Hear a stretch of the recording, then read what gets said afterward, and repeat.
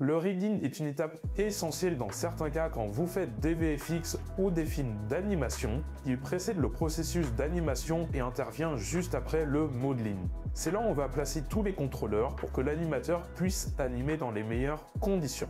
Dans un premier temps, on va placer des bones, à savoir des os, pour venir dessiner notre squelette. Ensuite, on va faire le skinning, c'est-à-dire lier notre squelette aux mèches 3D, puis venir peindre les zones d'influence pour avoir un mouvement de corps cohérent.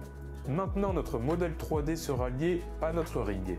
Très bien. On peut aussi, si on le souhaite, ajouter un système de muscles qui peut être basé sur une simulation. Un très connu et très performant est celui de Weta FX qui est Tissu, qui a permis de simuler des muscles sur Avatar, la planète des singes et autres. Il est notamment possible de contraindre l'animation des objets à d'autres objets grâce à un système de parentage. C'est-à-dire que l'on va mettre un objet en tant que parent et un objet en tant qu'enfant. L'objet enfant peut être parent et par conséquent le parent le plus haut contrôle absolument tout. Un concept très important est le concept de blend shape.